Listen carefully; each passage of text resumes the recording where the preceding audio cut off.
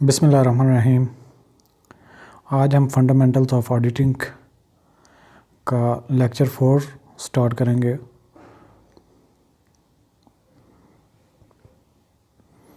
इस लेक्चर में हम जो objective and general principles governing and audit of financial statement के ओवरऑल जो मेन ऑब्जेक्टिव होता है एक ऑडिट का, उसके बारे में हम सारी की सारी जो बेसिक चीज़ें हैं वो पढ़ेंगे। Objective of an audit. Objective of an audit of financial statement is to enable an auditor to express an opinion whether the financial statements are prepared in all material respects in accordance with identical financial reporting framework, international local accounting standards. The term used to express the opinion are give true and fair view or represent fairly all material respects. तो main जो objective है audit का वो ये होता है कि auditor अपनी ओपिनियन पेश करे फिनेंशियल स्टेटमेंट्स पे कि वो ट्रू एंड फेयर व्यू पेश करती हैं तो ठीक है, अदरवाइज़ वो ये रह देगा कि does not give true and fair view. तो मेन अल्टीमेटली जो ऑब्जेक्टिव है वो जितने भी एक बिज़नेस के स्टेक होल्डर्स होते हैं और जो शेयर होल्डर्स होते हैं वो ऑडिटर की राय जानना चाहते हैं, ऑडिटर की ओपिनियन देखना चाहते हैं कि वो अपनी जो एक्सपर्टीज़ हैं, वो जो उसकी स्किल है, जो उसका नॉलेज है, उसको वो बरूए कार लाते हुए उस बिज़नेस के जितने एडमिनिस्ट्रेशन है, उसकी जो ऑपरेशंस हैं, उसकी परफॉर्मेंस है, उसको देखते हुए, उसको जांच पड़ताल करते हुए अपनी राय दे। जो उसकी एक्सपर्ट ओपिनियन है वो बड़े मानी रखती है जितने भी बिज़नेस के स्टेक होल्डर्स हैं। तो अल्टीमेटली ऑब्जेक्टिव क्या होता है कि जो स्टेक होल्डर्स हैं वो ऑडिटर का ओपिनियन देखना चाहते हैं। जो ओपिनियन ऑडिटर एक पूरा जो उसकी रिकॉर्ड्स हैं, उसके जो सारे ऑपरेशंस हैं और जो उसकी रूलिंग्स हैं, रूल्स एंड रेगुलेशन को फॉलो करना और फिनेंशियल स्टेटमेंट्स में जितना भी उसकी परफॉर्मेंस शो की गई उसको सारे को वेरीफाई करने के बाद जो वो अपनी ओपिनियन देता है और उस ओपिनियन को देख के स्टेक होल्डर अपने फ्यूचर के उस बिज़नेस के रेलिवेंट अपने डिसीजंस मेड करते हैं।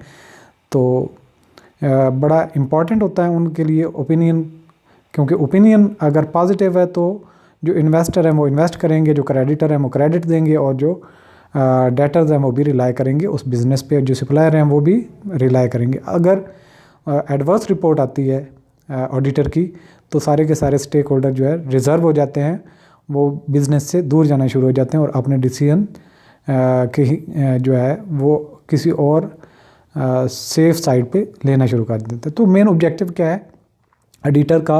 अपनी ओपिनियन देना, और वो ओपिनियन जो स्टेक होल्डर्स हैं उसको देख के अपने डिसीजन लेते हैं।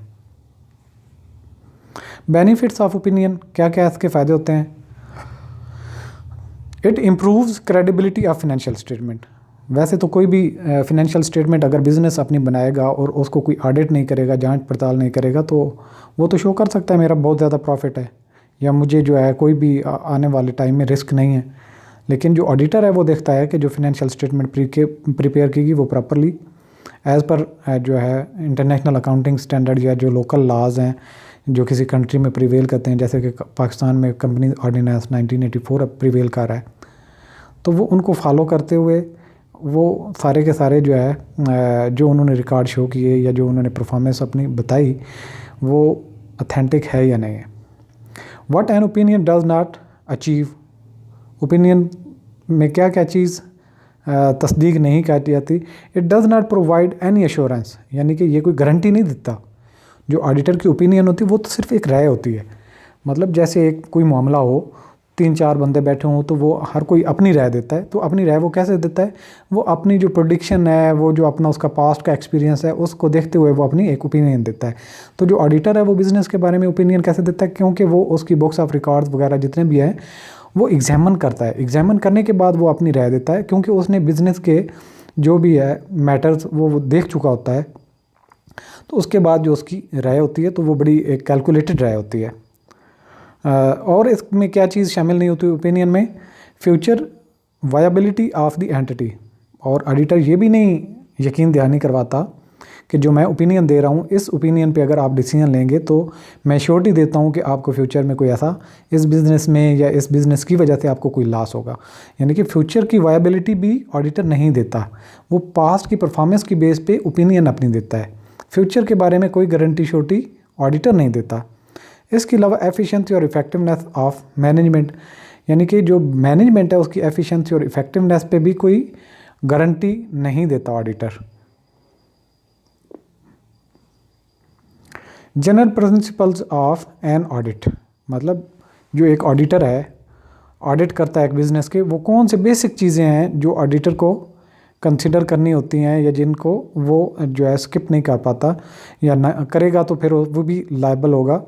तो मेन जो प्रिंसिपल हैं जिनको फॉलो करना ऑडिटर के लिए बहुत लाजमी है, उनको ज़रा रीड आउट कर लेते हैं।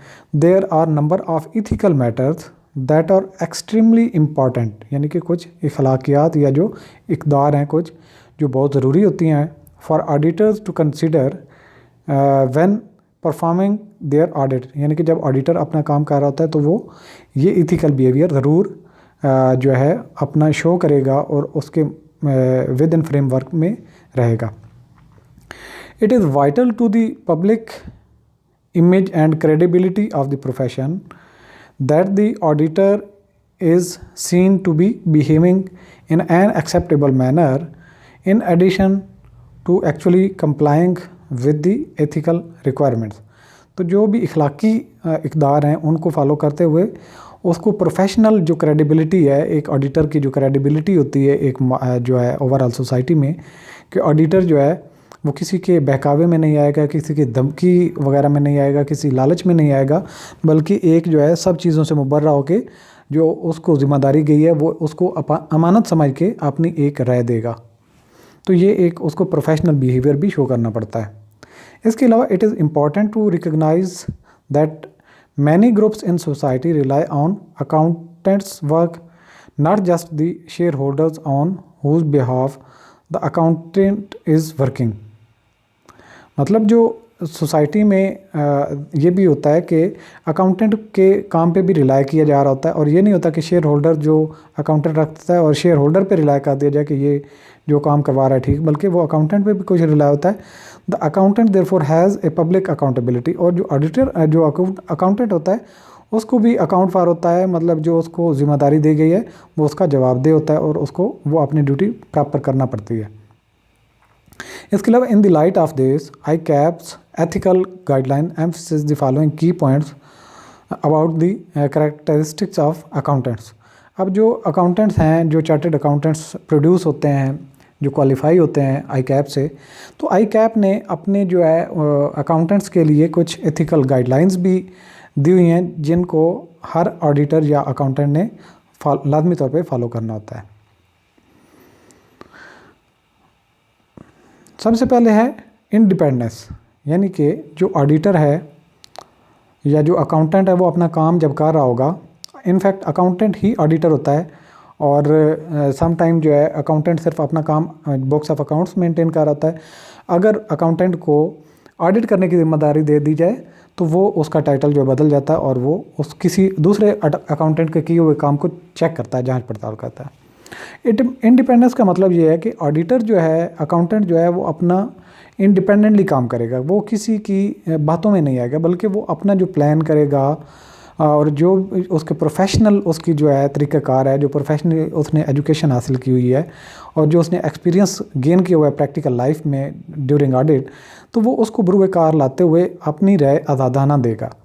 किसी की वो ना तो लालच में आएगा, ना किसी थ्रेटनिंग में आएगा, ना वो किसी अगर उसका अपना सेल्फ इंटरेस्ट है उस बिज़नेस में तो वो डिक्लेयर करके साइड पे हो जाएगा, वो उस बिज़नेस का ऑडिट ना करे।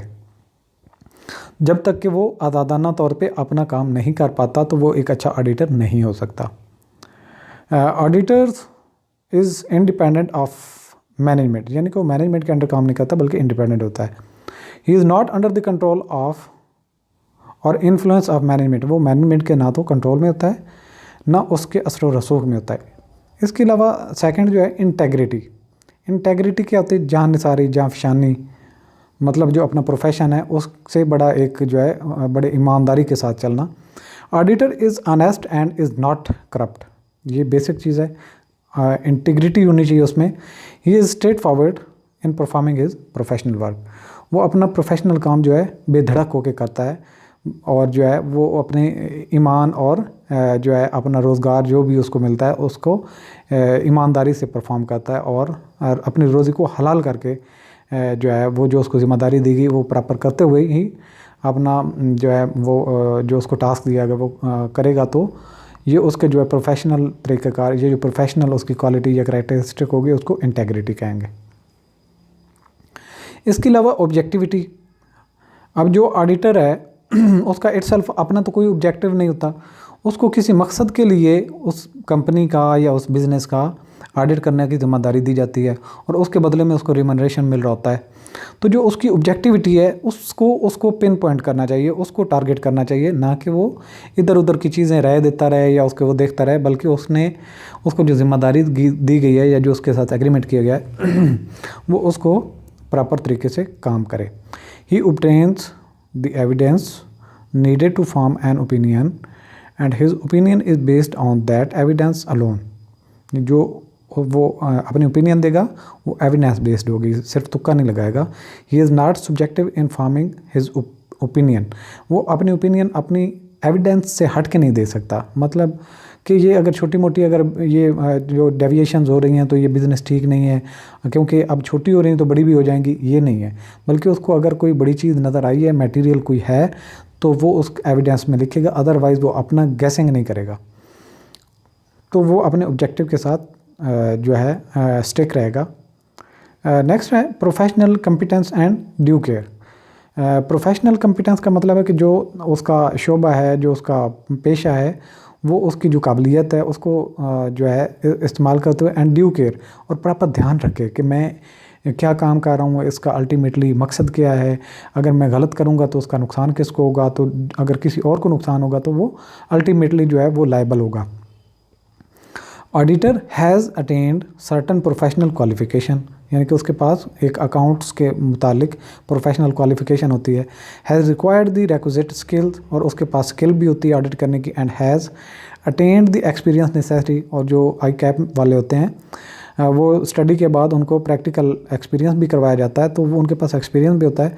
For the audit and performs his work with planning and diligence, तो जो वो काम करता है वो एक प्रॉपर एक प्लानिंग के ज़रिए करता है और बड़ी दिल लगी से करता है। ऐसे नहीं है कि मतलब कि एक एजुकेशन हासिल की, बल्कि उसको प्रॉपर जो है उसके प्रोफेशन के हिसाब से उसको ग्रूम किया जाता है। तो जो उसकी ग्रूमिंग की गई होती है, जो उसकी ट्रेनिंग की गई होती है, तो उसको उस पर अमल भी करना होता है।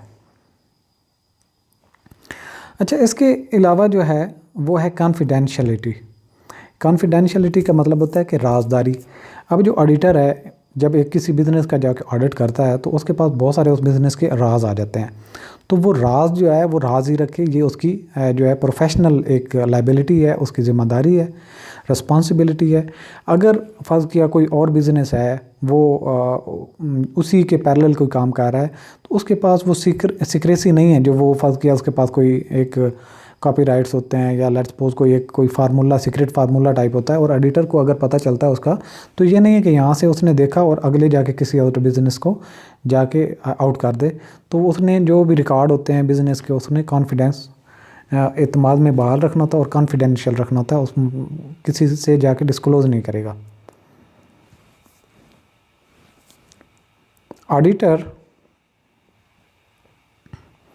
Auditor neither discloses the information obtained during the course of his work without permission of his client, nor uses the information himself, ना ही उन जो मालूमात से कोई अपना फ़ायदा उठाएगा।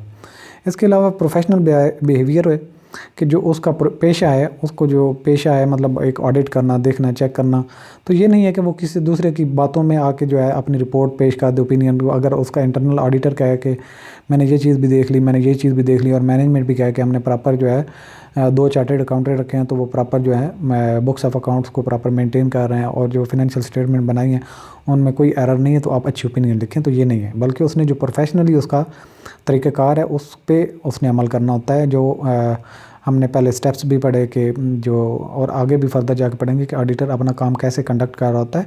तो वो जो उसके तरीक़ाकार होता है ऑडिटर का काम करने का, वो सारे का सारा प्रोफेशनली बिहेव करेगा। He should not only act in a professional manner but should also appear to be a professional. He should maintain his professional knowledge and skill at level required to ensure that a client or employer receives the benefit of competent professional service based on up-to-date developments in auditing practice and relevant legislation. इसके अलावा technical जो standards हैं उनको भी वो follow करेगा, जो भी जो अकाउंट्स के रेलेवेंट डील करते हैं या जो विद इन लोकल गवर्नमेंट जो इंट्रोड्यूस करवाती है जो रूल्स एंड रेगुलेशन, तो उनको भी वो देखेगा। Audit should be perform by following certain standards international और नेशनल। तो नेशनल और इंटरनेशनल जितने स्टैंडर्ड्स हैं उनको फॉलो करते हुए वो देखेगा कि बिज़नेस उनको फॉलो कर रही है या नहीं। इसके बाद आता है इंटरनेशनल स्टैंडर्ड्स ऑन ऑडिटिंग। जैसे कि इंटरनेशनल अकाउंटिंग स्टैंडर्ड्स होते हैं, जब फिनेंशियल स्टेटमेंट बना रहे होते हैं तो इंटरनेशनल अकाउंटिंग स्टैंडर्ड्स फॉलो करना पड़ते हैं। इसी तरीके से जब ऑडिटर ऑडिट कर रहा होता है तो वो भी इंटरनेशनल स्टैंडर्ड्स ऑन ऑडिट्स भी हैं कि ऑडिटर जो है क्या क्या अपनी जो ज़िम्मेदारियाँ किस किस स्टैंडर्ड के हिसाब से कैसे परफॉर्म करेगा। तो ये सारे के सारे उसको वो फॉलो करने पड़ते हैं।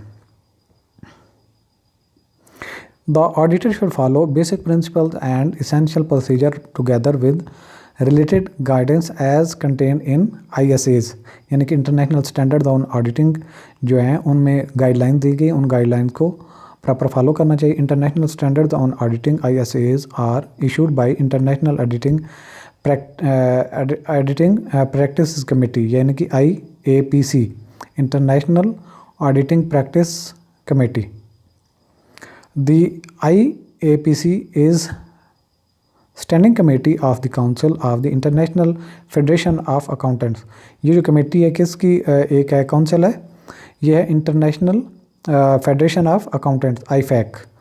ये IFAC की एक काउंसिल है which was formed in 1977 and is based on New York. IFAC has more than 150 members bodies representing over 2 million accountants, यानी कि 2 मिलियन अकाउंटेंट्स पे जो है इसके मेंबर्स होते हैं in more than 100 countries and membership of IFAC automatically counters. तो ये सारा इतना इसके बारे में नहीं, आप अगर पढ़ना चाहते हैं पढ़ सकते हैं कि इंटरनेशनल अकाउंटिंग स्टैंडर्ड कैसे होते हैं या इंटरनेशनल ऑडिटिंग स्टैंडर्ड्स जो हैं ये कैसे ओरिजिनेट होते हैं, इसकी बॉडी कैसे IFAC कैसे फंक्शन करता है, काउंसिल के सिलेक्शन कैसे होते हैं, ये सारे का सारा आप पढ़ना चाहें तो पढ़ सकते हैं।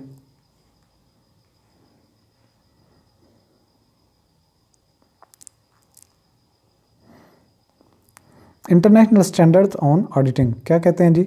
International standards on auditing contain basic principle, इसमें बेसिक चीज़ें दी गई होती हैं। Essential procedure identical in bold type black lettering together with related guidance in the form of explanatory and other material in plain type includes appendixes.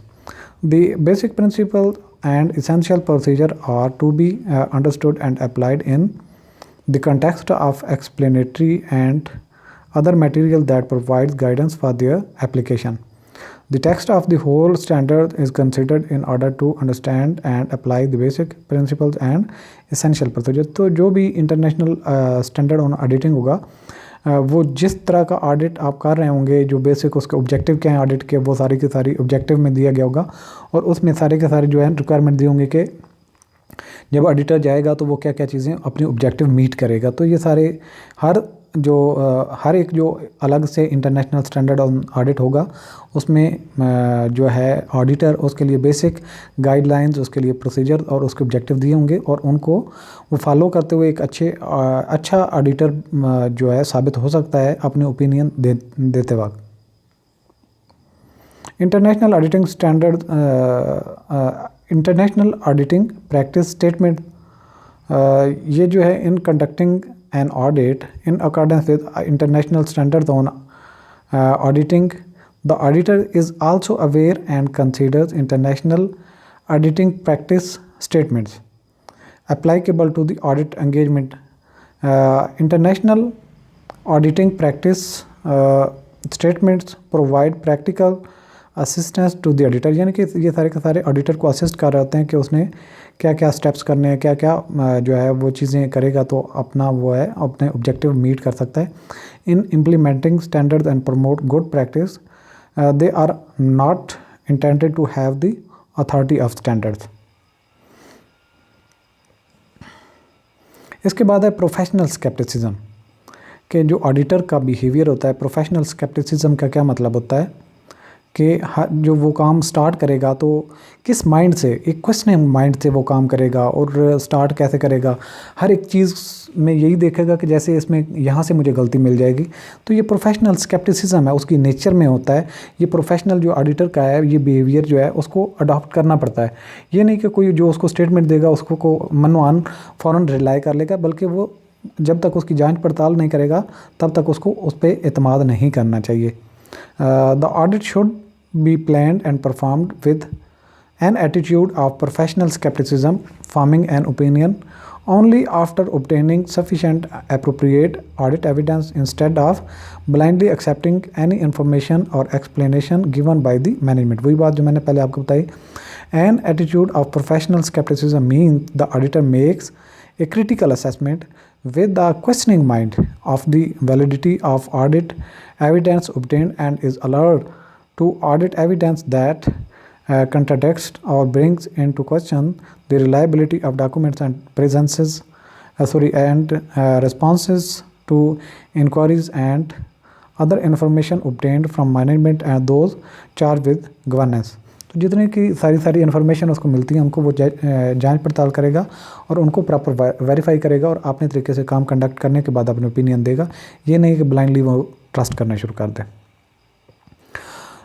अच्छा जी, further फिर आता है कि स्कोप ऑफ ऑडिट क्या हो सकता है. What does it means. Scope का मतलब क्या होता है. जैसे कहते हैं ना कि मुझे क्या करना चाहिए मैट्रिक के बाद, एफएससी करनी चाहिए या FSc pre medical, pre engineering, Icom, कौन सा मुझे करना चाहिए, ताकि किस चीज़ का स्कोप है आने वाले वक्त में, किस चीज़ का स्कोप है, किसकी डिमांड है, किस में मैं सही एडजस्ट हो सकता हूँ. तो सेम इस तरीके से ऑडिट का क्या स्कोप होता है overall. The term scope of an audit refers to the audit procedures that, in auditor's judgment and based on international standards on auditing, are deemed appropriate in circumstances to achieve the objective of the audit. मकसद क्या होता है audit का. मकसद scope में क्या क्या आता है. ऑडिट की ओपिनियन हासिल करना, फिर इसके अलावा जो है ऑडिट जो है ऑडिटर वो रीज़नेबल एश्योरेंस गेन करता है. सारा रिकॉर्ड देखने के बाद वो देखता है कि इसके कितने एरिया से, कितने डिपार्टमेंट से क्या क्या फंक्शन थे, उन फंक्शन में वो जो प्रॉपर रूल्स जो थे उस बिज़नेस के उनको फॉलो किया गया कि नहीं. जब ये सारी चीज़ें वो जांच पड़ताल करेगा तो उसको श्योरिटी मिलेगी, रीज़नेबल एश्योरेंस हो जाएगी कि हाँ ये सारी चीज़ें ठीक वर्किंग कर रही हैं या फिर हाँ ये सारी चीज़ें ठीक वर्किंग नहीं कर रही. तो ये जो है अपनी ऑडिटर जो है अपनी ओपिनियन तक पहुंचने के लिए उसको बहुत ज़्यादा छानबीन करना पड़ती है, उसको जो है एविडेंस हासिल करना पड़ती है, सबूत हासिल करना पड़ते हैं. और सफिशेंट एप्रोप्रिएट ऑडिट एविडेंस इससे मिलती है. इसके अलावा ऑडिट प्रोसीजर जो होते हैं बेस्ड ऑन जो इंटरनेशनल स्टैंडर्ड्स ऑन ऑडिट्स हैं उनमें प्रोसीजर जो दिए गए हैं वो भी जब वो ऑडिटर पढ़ता है तो उन प्रोसीजर्स को अप्लाई भी किया जाता है. इसी स्कोप में ही वो कवर होते हैं. अच्छा जी, ऑडिट एविडेंस क्या है. मतलब अब देखें, आप किसी को वैसे ही कह देते हैं कि ये बंदा जो है, हम कहते हैं कि जरदारी बड़ा चोर है. अब पूरे हर एक को पता है कि चोर है, लेकिन अब हमें कोई कहे कि अब सबूत दो तो हम मम हो जाते हैं. हमारे पास जवाब नहीं है, हमारे पास एविडेंस नहीं है. जब आपके पास एविडेंस हो, फर्ज किया कहीं से भी आपको कोई डॉक्यूमेंट मिल जाए तो आप कहेंगे कि यह देखो ये जो है बिल्कुल वाकई चोर है. और फर्ज किया आप एक स्टेटमेंट देते हैं। स्टेटमेंट आपकी इतनी रिलायबल नहीं होती जितनी आपके पास एविडेंस जो होती है वो चीज़ को साबित करती है। जैसे कि आपके पास कोई भी अदालती निज़ाम में कोई चीज़ जाती है तो वो प्रॉपर सारे के सारे जो है वो एविडेंस देखी जाती है कि ये जो इस पे एलिगेशंस हैं वो हैं या नहीं। जो एक्यूज़ड है पहले वो एक्यूज़ड होता है, फिर उस पर जो एलिगेशन लगे होते हैं उसको वो सच साबित होते हैं तो वो क्राइम उस पर साबित हो जाता है, तो फिर उसको सज़ा मिलती है। अगर नहीं साबित हो सकता तो फिर कोई नहीं। यानी कि सबूत एक बेसिक चीज़ है किसी चीज़ को भी कंटिन्यू करने के लिए। तो ऑडिटर के लिए भी अपनी जो है ओपिनियन देने के लिए एविडेंस इकट्ठी करना ज़रूरी होता है जिस पे वो बेस करके अपनी ओपिनियन देगा। It is obtained by applying necessary audit procedure. Audit procedure should be based on requirements of the international standards on auditing, relevant professional bodies, legislation, regulation, and the terms of audit agreement and reporting requirements. Auditing is concerned with the verification of accounting data and with determining the accuracy and reliability of accounting statements and reports. Verification does not mean seeking proof or absolute certainty in connection with the data reports being audited. It means working with for sufficient evidence depends on what experience and knowledge of contemporary auditing standards tell one is satisfactory. तो audit evidence का मतलब ये नहीं कि आप 100% सारी कुछ चीज़ें देखने के बाद 100% श्योरिटी हासिल करें, बल्कि ये नहीं होता, बल्कि आपने ओवरऑल एविडेंस इकट्ठी करनी होती है, राय लेनी होती है और आपने ओवरऑल देखना होता है कि ये रीज़नेबली चीज़ें हैं या नहीं है। इसके बाद ऑडिटर क्या देखेगा? एग्जिस्टेंस। किस चीज़ की एग्जिस्टेंस? कि जो चीज़ें फिज़िकली एसेट्स वगैरह हैं वो मौजूद हैं, जो लाइबिलिटी अराइज हुई थी वो वाकई लाइबिलिटी किसी वजह से हुई थी या कि वो सिर्फ एवं ही शो की गई है। एन एसेट और liability exist at the balance sheet date. This is obvious assertion with such item as land, buildings and stocks and other. मतलब वो सारी चीज़ें मौजूद हैं जो बैलेंस शीट में शो की गई हैं। इसके अलावा राइट्स एंड ऑब्लिगेशंस को भी देखा जाता है कि इस बिज़नेस के राइट्स क्या हैं, इसके ऑब्लिगेशंस क्या हैं, वो भी प्रॉपर जो है। एन असर्ट और liability pertains to the entity at the balance sheet date. This means that enterprise has, for example, ownership of an asset. Ownership is an idea is not simple and there may be all sorts of rights and obligations connected with given asset और liability. इसके अलावा occurrence, जो financial statement में चीज़ें दी गई हैं, जो बैलेंस शीट इनकम स्टेटमेंट में दी गई, प्रॉफिट एंड लॉस में दी गई हैं, सेल या परचेजेस, वो देखना पड़ता है कि वाकई ये चीज़ें उसी पीरियड में जिसमें ये लिखी गई हुई भी हैं कि नहीं। अगर कोई एसेट परचेज किया गया था वाकई वो इसी पीरियड में परचेज किया गया कि नहीं। अगर उसका ऑक्शन किया गया तो उसकी जो है अमाउंट रिकवर हुई थी वो भी उसमें रिसीविंग में लिखी गई है या नहीं। तो ये सारी की सारी चीज़ें कि जितनी फिनेंशियल स्टेटमेंट में इंफॉर्मेशन दी गई वो उसी पीरियड में अकर हुई या नहीं, ये भी ऑडिटर देखेगा। A transaction or event took place which pertains to the enterprise during the relevant period. It may be possible for false transactions to be recorded. The assertion is that all recorded transactions actually took place. इसके अलावा completeness कि जो चीज़ें हैं, जो transaction हुई या जो रिकॉर्ड की गई वो उनको कंप्लीट हैं इन ऑल रेस्पेक्ट। ये तो नहीं है कि एक जो है आपने एसेट बेचा 5 लाख का और ट्रांजैक्शन में आप 3 लाख उसके लिख दें कि आपने ये ऑक्शन इतने का हुआ था, बल्कि आप ये देखेंगे कि जो पूरा प्रोसीजर था वो कंप्लीट है और प्रोसीजर होने के बाद उसको पूरी ट्रांजैक्शन को मनोआन नोट डाउन किया गया है, तो इसको कहेंगे completeness. There are not unrecorded assets, liabilities, transaction और इवन और undisclosed items. This is important for all accounts items but is specially important for liabilities. इसके अलावा जो है कंप्लीटनेस हम पहले पढ़ चुके हैं। इसके अलावा जो वैल्यूएशन की जाएगी कि जो एसेट्स हैं या जो लाइबिलिटीज़ हैं उनको प्रॉपर वैल्यू करके लिखा गया है। इसके अलावा जो मेजरमेंट की गई है उसको भी जितने भी बैलेंस शीट के आइटम्स हैं उनको प्रॉपर मेजर करके लिखा गया है। जो अगर किसी एसेट की वैल्यू उसको प्रॉपर डेप्रिसिएशन वगैरह जो है वो माइनस करने के बाद उसको शो किया जाए, तो ये सारी की सारी जो है उसको प्रॉपर मेजरमेंट की गई हो।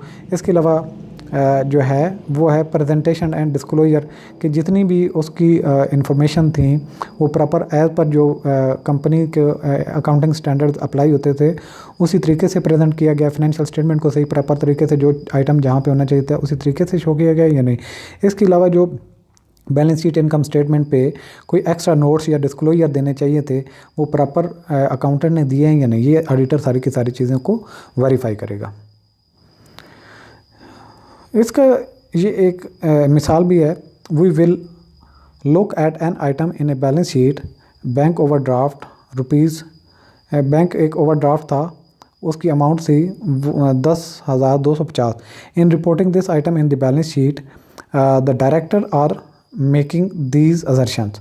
अब जब ऑडिटर आया उसने देखा कि बैंक ओवरड्राफ्ट जो है वो बैलेंस शीट में एक लाइबिलिटी के तौर पे शो किया गया है, तो वो उस पर फिर क्या क्या ऑडिटर करेगा।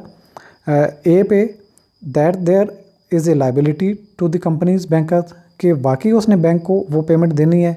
नेक्स्ट क्या देखा जाएगा, that at the balance sheet date this liability was ₹10,250, कि ये वाकई लाइबिलिटी इतनी थी या ज़्यादा थी या कम शो की गई या कम थी ज़्यादा शो की गई। इसके अलावा जो नेक्स्ट है that this amount is agreed by the bank, और बैंक से कंफर्म भी किया जाएगा कि वाकई ये अमाउंट आपने इतनी ही इस से लेनी है इस ऑर्गेनाइजेशन से या बिजनेस से। नेक्स्ट क्या देखेगा, that the overdraft was payable on demand, if this were not go so it would not appear amongst the current liabilities and term would be stated। तो ये बात इसमें कही गई है कि जो लाइबिलिटी ओवरड्राफ्ट जो है विद इन करंट पीरियड पे करनी है या नहीं। अगर वाकई विद इन करंट पीरियड पे करनी तो वो तो करंट लाइबिलिटी में होना चाहिए, अदरवाइज़ वो लॉन्ग टर्म लाइबिलिटी में भी हो सकती थी। नेक्स्ट क्या देखा जाएगा, that the overdraft was not secured, if it were secured this fact would need to be stated. तो ये भी देखना है कि उस बिज़नेस ने कोई उसके बदले में सिक्योरिटी तो नहीं देगी। अगर सिक्योरिटी नहीं देगी तो इट्स ओके, ये जो ओवरड्राफ्ट शो किया गया है। अगर फर्ज किया वो सिक्योर लोन है, यानी कि कोई सिक्योरिटी देने के बाद उसको गेन किया गया, तो वो डिस्क्लोजर में स्टेट करना चाहिए था अकाउंटेंट को कि ये हमने जो लोन ओवरड्राफ्ट किया हुआ है 10,250 का, उसके बदले में हमने बिज़नेस की फ़लाँ चीज़ गिरवी रखी है, एज से जो है उसको सिक्योर किया हुआ है।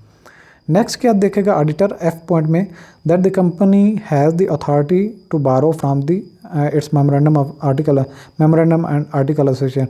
तो इसमें ये भी देखा जाएगा कि आया कि बिज़नेस के पास ये पावर है कि नहीं वो ओवरड्राफ्ट कर सकती है। इसके अलावा नेक्स्ट जी पॉइंट है that A bank reconciliation statement can be prepare, और इस पर भी देखा जाएगा कि बैंक रिकन्सिलेशन स्टेटमेंट में भी इसकी एंट्री कोई है या नहीं। That the bank is willing to let the overdraft continue, और ये भी देखा जाएगा कि बैंक जो है उस पर उसकी शराइत क्या है, अगर नॉर्मल है या उस पर कोई एक्स्ट्रा उसने कोई कंडीशन वगैरह तो नहीं रखी। If no item bank overdraft appear in the balance sheet, अगर उसने ड्राफ्ट ओवर लिया था लेकिन बैलेंस शीट में शो नहीं हो रहा था, it would present an assertion by the director that no overdraft liability existed at the balance sheet date. अगर ये लाइबिलिटी बैलेंस शीट में नहीं थी तो ये जो है कंसिडर किया जाएगा कि उस जो बिज़नेस है ऑर्गेनाइजेशन है उसकी कोई लाइबिलिटी नहीं है बैंक ओवरड्राफ्ट की तरफ से। इसके अलावा रीजनेबल एश्योरेंस क्या होती है कि काफ़ी सारे उसको सबूत मिल जाए। रीजनेबल का मतलब है काफ़ी सारे, मतलब आपको इतने हों कि जिनको आप कहें कि यार ये जो बात थी जो मैं लिख रहा हूँ ये देखें रीज़नेबली सपोर्ट कर रही है, मेरे पास ये शवाहिद हैं, तो मैं काफ़ी यकीन से कह सकता हूँ कि ये मामलात ऐसे हैं। बिज़नेस प्रॉपरली चल रहा है तो ये देखें मेरे पास शवाहिद मौजूद हैं कि मैंने 10 ट्रांजैक्शन चेक की और उनमें से 9 ठीक थी। अगर फ़र्क किया वो कहता है कि इस जो बिज़नेस का ऑपरेशन वो ठीक नहीं है, तो इट्स मीन वो कहता है कि मैंने 10 ट्रांजैक्शन को वेरीफाई किया लेकिन 10 में से 7 गलत थी, तो इसका मतलब है उसके पास रीज़नेबल एश्योरेंस है कि वो अपनी जो ओपिनियन लिख सकता है। अगर मैक्सिमम ठीक हैं, ज़्यादा मतलब कोई छोटी मोटी उसकी वेरिएशन आ रही है और जो वेरिएशन है वो इममटेरियल है, मतलब छोटी मोटी है, कोई इतनी बहुत बड़ी नहीं है जिससे बिज़नेस के बारे में जो उसके इन्वेस्टर हैं या स्टेक होल्डर हैं अपना डिसीजन चेंज करते।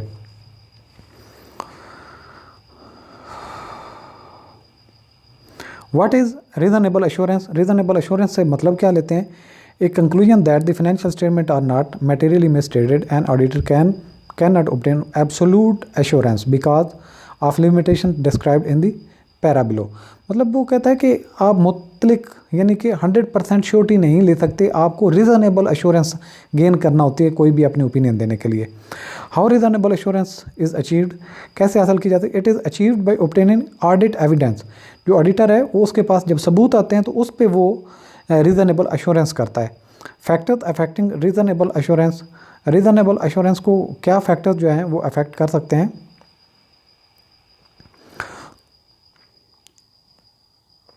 पहला पॉइंट है inherent limitation of an audit, failure of audit procedure to detect material misstatements in financial statement because, यानी कि कोई फर्ज किया बिजनेस में मटेरियल मिसस्टेटमेंट थी लेकिन हो सकता है कि ऑडिटर की उस पर नज़र ही न पड़े, तो ये हो सकता है कि उसके पास रीज़नेबल जो अश्योरेंस आई वो ठीक आई, जो गलत उसमें एंट्री कुदरती तौर पे आई नहीं है, तो वो क्या लिखेगा कि ये बिज़नेस काफ़ी अच्छा चल रहा है। तो जबकि उसके पास जो कुदरती तौर पर जो है वो बड़ी जो 2-4 ट्रांजैक्शन कहीं जहाँ मिसस्टेटेड थी वो उसकी नज़र में ना आए, तो ये भी एक लिमिटेशन है कि ऑडिटर की नज़र से ना कोई चीज़ गुजरे, तो वो जो है रीज़नेबल एश्योरेंस में गलती कर सकता है। द यूज़ ऑफ टेस्टिंग, जब टेस्ट यूज़ किए जाते हैं तो इट्स मीन कि वो 100% आप ट्रांजैक्शन पे नहीं लगाते बल्कि एक सैंपल लेते हैं, तो ये भी एक जो है एक लिमिटेशन होती है। The inherent limitation of accounting and internal control system, कुछ ये होता है कि अकाउंटिंग सिस्टम और जो इंटरनल कंट्रोल सिस्टम है जितने भी आप सख्त कर लें कुछ ना कुछ जो है वो वेरिएशन होती है, कुछ ना कुछ मिस यूज़ ऑफ रिसोर्सेज होता है। तो ये जो इस तरह का होगा तो ये इनहेरेंट चीज़ है, उसको आप ओवरलैप नहीं कर सकते। आप 100% श्योरिटी उस पर गेन करने के लिए 100% ट्रांजैक्शन को नहीं देख सकते, क्योंकि ऑडिटर के पास इतना टाइम भी नहीं होता और बिज़नेस उसको इतना फ़ी भी पे करना अफोर्ड नहीं कर पाती। इसके अलावा persuasive nature of audit evidence rather than conclusive, यानी कि परसू करना होता है उसको कि मतलब ये मामलात कैसे चल रहे हैं, ये एक कोई ये कंक्लूसिव नहीं होता है, यानी कि ये कंक्लूड नहीं कर सकते आप एक ही पॉइंट से।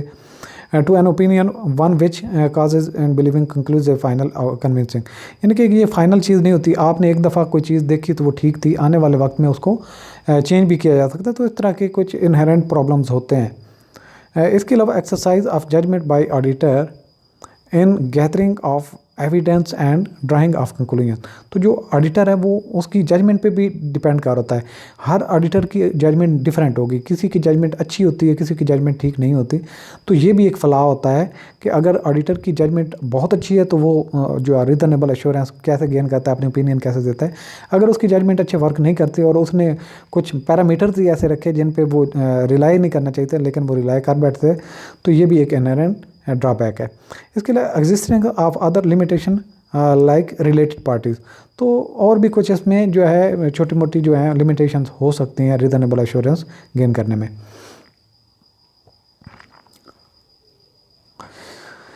नेक्स्ट है जी ऑडिट रिस्क एंड मटेरियलिटी।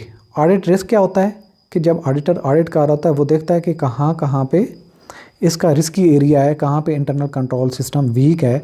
तो और मटेरियलिटी का मतलब है कि वॉल्यूम ऑफ ट्रांजैक्शन या वॉल्यूम ऑफ एनी जो है जो उसकी वर्थ है। अगर फ़र्ज़ किया एक बिज़नेस जो है वो करोड़ों का जो ट्रांजैक्शन हो रही है, अगर उसमें 100 की या 1000 की ट्रांजैक्शन स्किप हो जाती है या वो गलत हो जाती है या रिकॉर्ड नहीं की जाती, तो वो इतनी मटेरियलिटी नहीं है, उसकी बेस पे आप उसके बारे में कुछ राय नहीं दे सकते। तो ये होता है guidance provided by ISA 200. In this matter is discussed in later chapter which specifically and exclusively discuss it. तो जो ऑडिट रिस्क और जो मटेरियलिटी है इस पे क्या है, इंटरनेशनल स्टैंडर्ड ऑडिट जो 200 है वो इसको डील करता है कि ऑडिट रिस्क को कैसे आप असेस करेंगे और मटेरियलिटी का क्या एक क्राइटेरिया आप उसको बारे में कैसे अपनी एक राय बना सकते हैं कि ये मटेरियल है या नहीं है, उसके बारे में जो इंटरनेशनल स्टैंडर्ड ऑन ऑडिट है 200 वो डील करता है।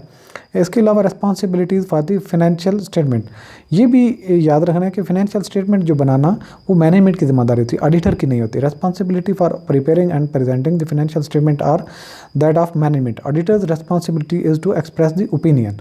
ऑडिटर ने सिर्फ उसको देख के उसकी एग्जामिन करने के बाद अपनी राय देता है, वो फाइनेंशियल स्टेटमेंट प्रिपेयर करने का जिम्मेदार नहीं है।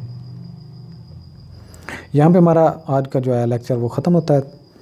मिलते हैं नेक्स्ट लेक्चर में, तब तक के लिए मुझे इजाज़त दीजिएगा। अल्लाह हाफ़िज़।